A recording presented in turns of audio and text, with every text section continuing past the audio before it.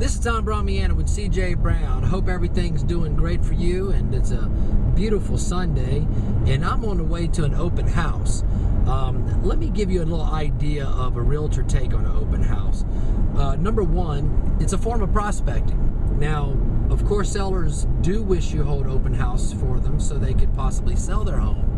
However, over the years of real estate, I've noticed that a very small percentage of the people that walk through an open home actually do end up buying that home. This doesn't necessarily mean that the open house is not effective.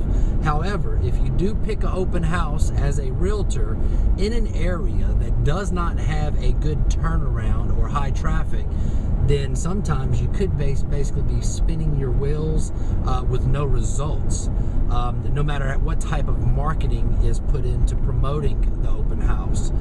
However, it is a form of prospecting, and it's a fantastic way to possibly generate buyers. That's one of the reasons agents do hold open house, is that if you're spending, say, 2 to 5 on a Sunday holding open house, and you have 3 to 4, maybe 5 people that walk through the open house, and they're looking for a home, either now or in the near future, this could be a good means of prospecting strictly to follow up with the client and eventually be able to provide them a service resulting in a closing. Open houses, unfortunately, in a buyer's market or in a down economy, does not have the results as we used to have. However, it is nice to be able to satisfy your client, the one that is listing the property with you, but at the same time there's a reward by potentially picking up buyers. Now, if you do have a buyer that comes to that open house, they are not necessarily a client yet, they are a customer. If they like the home and they decide to make an offer, then make sure you get all documentations that will move them from the customer bracket into a client bracket, including all disclosures, including your dual agency disclosure. This is very important. Dual agency, a lot of people like to stay away from. However, I like dual agency. It cuts out a middleman.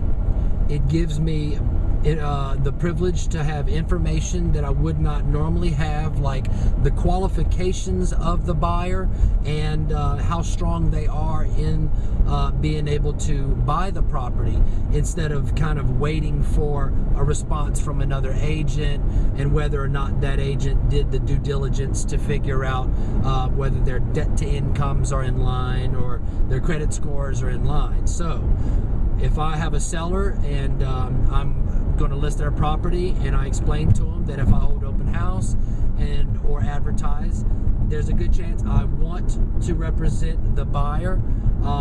Yes, I do get compensated for both sides of the transactions. However, I do feel that it is a smoother process. Twice the work, but a smoother process. Plus, I know about the house, and I'm able to sell the house instead of just let the potential buyer walk through it and without the selling part. We are still in sales, and a lot of people, they get into this business and they think they're just going to open a house and let a client walk through, but ultimately we're in a sales and service industry, so it gives me an opportunity to sell my potential my listings. Gives me an opportunity to sell. I guess that's that.